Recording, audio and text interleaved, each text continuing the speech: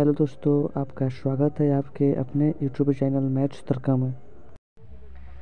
आज की इस वीडियो में हम लोग क्लास 10th मैथमेटिक्स का मोस्ट इम्पॉर्टेंट क्वेश्चनों को समझेंगे। यह जो क्वेश्चन है ना, एग्ज़ाम में 100% आने का चांस है।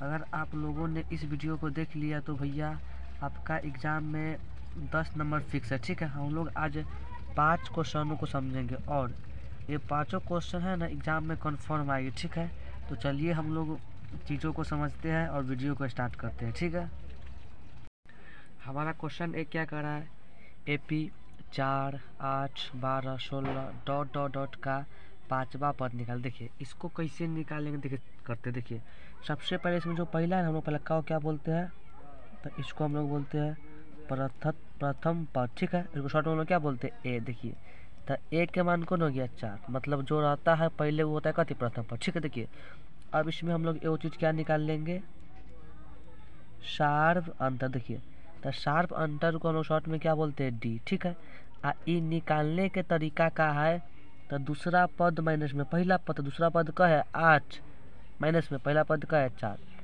अब 8 में से गया 4, क्या बचेगा 4। ठीक है, देखिए अब हमको यहाँ ध्यान क्या देना है, जिसमें लगना गया बा वो कथी के मान है, एन के मान। तो एन के मान का है 5। ठीक है, देखिए हमको निकालना कथी, पांचवा पद। जब भी कहता है ना पांचवा पद छठा पद, एक का फॉर्मूला को क्या होता है, तो ए एन बराबर ए प्लस एन माइनस 1 इंटू में डी। ठीक है, देखिए अब हम लोग क्या करें, इसमें मान रख दें। देखिए तो हो गया ए का ए, एन का मान कितना है 5 बराबर ए के मान का है, तो ए के मान यहाँ पे है 4 प्लस दे देंगे ब्रैकेट, एन के मान का है 5 माइनस 1 हो गया। अब डी का मान का है 4। देखिए तो ये हो गया 4 प्लस 5 में से 1 गया 4, और जैसे ये हटता है ब्रैकेट तो क्या आता है, गुना में 4। तो हो गया 4 प्लस 4 चौका 16, और 16 4 कितना हो गया 20।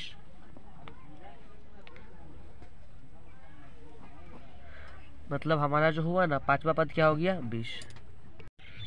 आपको क्वेश्चन एक समझ में आ गया है। देखिए अब क्वेश्चन 2 क्या कर रहा है, 135 और 225 का यूक्लिड विभाजन एल्गोरिथम के प्रयोग से मौसा निकाल। ठीक है, देखिए मतलब ऐसा क्वेश्चन एगो एग्जाम में पूछता है। ठीक है, देखिए क्या करें, देखिए सबसे पहले हम लोग क्या करेंगे, इसमें जो दिया हुआ है ना 135 और 225, इसका पहले क्या करेंगे, निकाल लेंगे मौसा कथी से, तो निकाल लेंगे भाग बीच। देखिए कैसे निकालते हैं, तो लिख देंगे 135 निकाल लिख देंगे 225। ठीक है, देखिए अब हमको इसमें देखना क्या है, जो है ना 135 से ई वाला कटता है तो नहीं कटता है। देखिए इसको चेक करते थे, इलाया क्या बार में लग जाएगा, एक बार में कितना 135 घटाइए, तब 5 में से 5 गया 0।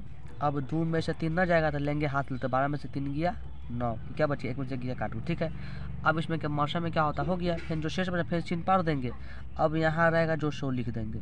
अब देखिए अब फिर कहेंगे क्या, 90 के पारा में 135 आता है। ठीक है, मतलब जो 90 है ना ये 135 को काटता है तो नहीं काटता है, तो इससे कम कितना होगा, तो एक बार में 90 घटाइए, तब 5 में से 0 गया 5, और 13 में से 9 गया 4। ठीक है, अब हो गया। अब फिर यहाँ है जो से उतार देंगे, कितना हो गया 90, तब 45 दूना के 90 कट गया। देखिए मतलब पूरा शेष कितना बच गया 0। ठीक है, देखिए तो इसका भाग विधि से मौसा क्या आ गया, तो मौसा जो करता है ना उसके ऊपर क्या ये आता है कथी मौसा। ठीक है, देखिए हमको निकालना कथी, निकालना है यूक्लिड विभाजन एल्गोरिथम से। एल्गोरिथम से देखिए क्या करते हैं, सुनिए, तो यूक्लिड विभाजन प्रमेय। देखिए तो इसका फॉर्मूला क्या होता है, तो ए बराबर में बी क्यू और प्लस में आर। अब बोलिएगा आप सर जी ये ए क्या होता है, बी क्या होता है, क्यू क्या होता है, आर क्या। देखिए देखिए समझ, देखिए जैसे मान लीजिए ऐसे हो गया, तो हम लोग इसको क्या बोलते हैं, इसको बोलते हैं ए, इसको बोलते हैं बी, इसको बोलते हैं क्यू, और जो लास्ट में बच गया उसको क्या बोलते हैं आर। ठीक है, देखिए तो इसमें जो है इसमें ई वाला क्या हो जाएगा, ई वाला हो जाएगा ए के मान, ई वाला बी के मान, आयु ई वाला क्यू के मान, बच गया से क्या आर के मान। ठीक है, देखिए तो यहाँ पर रखते हैं। ठीक है, अब फिर देखिए फिर इसमें क्या हो जाएगा, इसमें हो जाएगा ई वाला ए के मान, ई वाला बी के मान, ई वाला क्यू के मान, ई वाला आर के मान। ठीक है, देखिए तो देखिए इसमें ए का मान पहले कितना है 225 बराबर बी का मान का है, तो बी का मान है 135। अब इसके बीच में क्या रहता है गुना, क्यू के मान कितना है 1, अब प्लस हमको आर मतलब शेष कितना बचा है 90। अब देखिए इसका काम खत्म, अब बच गया इसमें, तो इसमें ए के मान कितना है 135। देखिए मतलब जो यहाँ आएगा ना वो रहता है ए के मान, ठीक है। तो कितना हो गया 135 बराबर, फिर देखिए बी का मान कितना आया था, बी का मान हो गया 90 गुना क्यू के मान कितना है, तो क्यू के मान 1 प्लस शेष कितना बचा है 45। अब देखिए फिर थर्ड स्टेप में क्या है, ये होगा ए के मान, ये वाला बी के मान, ये वाला क्यू के मान, ये वाला आर के मान। तो ए के मान क्या है 90, बी के मान क्या है 45 गुना क्यू के मान कितना है 2, और प्लस में शेष क्या है 0। देखिए जैसे ही हमको आ गया शेष 0 मतलब मेरा मौसा का हो गया, तो जहाँ आया शेष 0 उसके पहले जो क्या है बी के मान, ये वाला क्या हो गया मौसा कितना आ गया 45। तो उम्मीद है कि आपको ये चीज़ें भी समझ में आई होगी।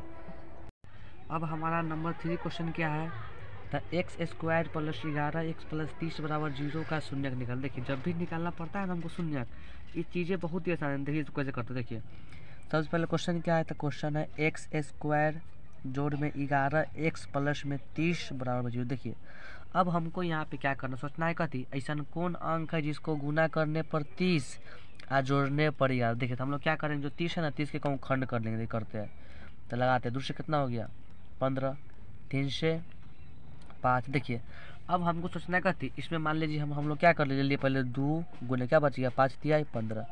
अब मान लीजिए हम लोग लेते हैं ये दोनों के, तो 3 दूना के 6 यानी क्या बच गया 5। देखिए 2 में अगर 15 से गुना करेंगे पुर गया 30, 6 5 30 पुर गया, ठीक है। अब हम लोग 30 को क्या लिख सकते हैं, लिख सकते हैं वो 30 गुना 1, ठीक है। देखिए अब ये तीनों में से देखेंगे तो तीनों में से किसको जोड़ने पर पुरता है 11, तो आप लोग कहिएगा कथी, तो सर जी इसको जोड़ने पर क्या पुरता है 11, ठीक है। देखिए मतलब एगो हो गया 6, एगो क्या हो गया 5, ठीक है। मतलब 6 5 11 और 6 5 30। अब देखिए यहाँ पे क्या करेंगे, लिख देंगे एक्स स्क्वायर प्लस, देखिए इसमें पहला क्या है 6 प्लस दूसरा क्या है 5। अब यहाँ क्या लगा देंगे एक्स और प्लस में क्या इधर 30 बराबर में 0। देखिए तो हो गया एक्स स्क्वायर प्लस 6 में x से गुना करेंगे तो 6x प्लस 5 में x से करेंगे तो 5x और प्लस में 30 बराबर में 0। अब देखना है ये दोनों में से कथी कॉमन मिल रहा है। देखिए था जो है ना एक्स स्क्वायर ये बना है x गुना x लिख, ठीक है। देखिए तो मतलब इसमें भी x है इसमें भी x, में से एगो x निकाल लेंगे। तो इसमें था 2 गो x, एगो निकाल लिए बचेगा कैगो एगो, प्लस में क्या बच गया 6 प्लस। देखिए अब इसमें ई वाला 5 और 30, देखिए 30 को हम लोग 6 गुने 5 लिखे, मतलब 5 इसमें भी है इसमें भी है, निकाल देगा 5। तो जैसे ये निकल गया 5, इसमें क्या बचेगा x जोड़ ये था 6 गुने 5 निकाल लिए 5, तो क्या बच गया 6। अब देखिए ये गुणनखंड के नियम क्या होता है, हमको ई वाला दोनों मिल गया सेम, तो इसको लिख देते हैं x प्लस 6, ये क्या लिख देंगे x और प्लस में 5 हो गया। अब क्या करेंगे, ये जो है ना एक बार कर देंगे इसके बराबर 0, एक बार एक बराबर 0 करते थे, क्या हो गया x प्लस 6 बराबर में 0। तो देखिए जैसे यहाँ से x के मान निकालेंगे तो ई वाला है इधर प्लस में उधर गया था माइनस में। अगर यहाँ से अब इस करेंगे इसके बराबर तो x प्लस 5 बराबर में 0, तो हो गया x बराबर में 0। देखिए ई वाला है प्लस में उधर गया था माइनस में 5, तो हो गया x आज 0 में से 5 गया माइनस में 5, मतलब हमको इसका शून्य क्या निकल गया था, शून्य क्या निकल गया, तो एगो माइनस 6 क्या निकल गया 5। हमारा नंबर 4 क्वेश्चन क्या है, तो अभाज्य गुणनखंड विधि से 40 और 120 का मौसा निकाल। देखिए ये जो क्वेश्चन है ना हमको बोर्ड एग्जाम 2018 और 16 में पूछ चुका है, ठीक है। चलिए इसको सीखते हैं। देखिए सबसे पहले जो है ना 40, हम लोग 40 का क्या कर लेंगे, तब फैक्टर मतलब कथी फैक्टर करते। देखिए तो लगाते हैं पहले 2 से लगेगा क्या बार में 20 बार में, फिर 2 से लगेगा क्या बार में 10 बार में, फिर ही लगेगा 2 से 5 बार में, ठीक है। अब लगेगा 5 से 1 बार में, इतना कर लेंगे। अब इसके बाद क्या है 120, इसका भी कर लेते हैं। तो लग गया 2 से 60 बार में, 2 से 30, 2 से 15 और 3 से 5 और 5 से 1, ठीक है। देखिए अब इसमें हमको क्या कर, देखिए जो है ना लिख लेंगे 40, 40 का क्या आया, तो आया 1 2 गुना 2 फिर 2 फिर 5 फिर 1 हो गया।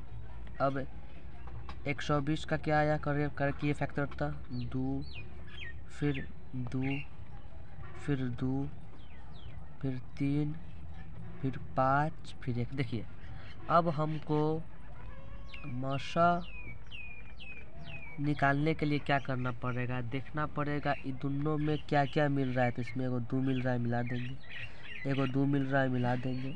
एगो 2 मिल रहा है, मिला देंगे। एगो 5 मिल रहा है, मिला देंगे। एगो 1 मिल रहा है, मिला देंगे। मतलब जो जो मिलेगा उसको मिला देंगे, ठीक है। देखिए अब 2 मिल गया एगो, तो यहाँ पे क्या लिखाएगा, एगो। यहाँ पे भी मिल गया तो एगो लिखाएगा। यहाँ पे भी मिल गया तो वो लिखाएगा।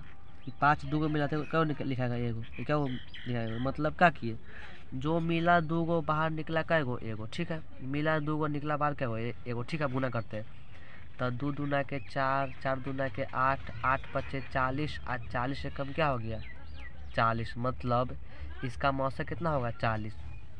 तो उम्मीद की आपको एक क्वेश्चन भी समझ में आया होगा, ठीक है। अब हम लोग देखते हैं अपना नंबर 5 क्वेश्चन। नंबर 5 क्वेश्चन क्या है, सिद्ध करें कि √5 एक अपरिमेय संख्या है। सिद्ध करने वाला में एग्जाम में से एगो क्वेश्चन तो रहबे करता है। और इस बार हमको क्या पूछेगा 2024 में, तो √5, ठीक है। तो हम लोग समझ देखिए, सबसे पहले हमको जो सिद्ध करना है √5, क्या करेंगे, इसको मान लेंगे क्या, सिद्ध करना है अपरिमेय, तो मान लेंगे क्या, परिमेय। तो मान लेते हैं, माना कि √5 एक परिमेय संख्या है, ठीक है। इतना कर लेंगे। देखिए उसके बाद हम लोग क्या करेंगे, ये √5 लिख देंगे। अब देखिए परिमेय मतलब क्या, यहाँ लिख देंगे P/Q, ठीक है। अब यहाँ ब्रैकेट में हम लोग क्या करेंगे, लिख देंगे क्या, P,Q एक पूर्णांक है। देखिए पूर्णांक करने का मतलब क्या हुआ, जिसको हम लोग प्लस माइनस दोनों में लिख सकते हैं, ठीक है। अब क्या यहाँ क्या लिख देंगे, जो कि एक सहभाज्य संख्या है। क्लियर है। देखिए इतना कर लेंगे। देखिए अब हम लोग इसमें क्या करेंगे, जो Q है ना, Q को यहाँ पे गुना कर देंगे। देखिए ये क्या हो गया, √5 गुना Q, एन ने क्या बच गया, P। देखिए इसको हम लोग क्या मान लेंगे, समीकरण, ठीक है। देखिए अब आप लोग बतलाइए, जैसे मान लीजिए ये √5 कौन संख्या था, ये था अपरिमेय संख्या, ठीक है। तो हम लोग जब अपरिमेय में गुना किए, किससे गुना कर दिए, परिमेय से, तो क्या बनता है, तो क्या बन गया, अपरिमेय। मतलब कहने का मतलब कथी, ई वाला कौन संख्या हो गया, अपरिमेय वाला कथी हो गया, परिमेय। मतलब ठीक है, मतलब जो है ना, ई यहाँ लिखते क्या लिखते हैं, तो समीकरण 1 से देखिए ई क्या बन गया, तो ई बन गया अपरिमेय संख्या, आई पी क्या है, तो पी है परिमेय संख्या, ठीक है। अब आप बतलाइए, कभी भी अपरिमेय संख्या परिमेय के बराबर होगा, नहीं ना होगा। जैसे मान लीजिए जो मान √7 की होगा वो मान 5 होगा, नहीं होगा मान, ठीक है। तो हम लोग क्या लिख देंगे, जो कि असंभव है, ठीक है, असंभव है। अब क्या लिख देंगे, मतलब हम लोग जो माने थे वो गलत था, तो क्या लिख देंगे, अतः हमारी मान्यता गलत थी, ठीक है। मतलब हम लोग जो माने थे क्या माने थे, गलत थे। अब देखिए इसके विरोधाभास,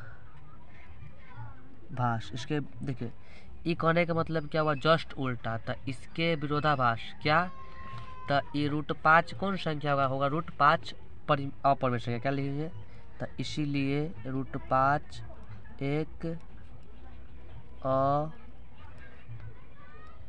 अपरिमेय संख्या है। क्या लिख देंगे, PROVEG। तो उम्मीद आशा कि आपको ये सभी चीज़ें समझ में आया होगा। तो आप लोग वीडियो को लाइक एंड चैनल को सब्सक्राइब जरूर करें। धन्यवाद।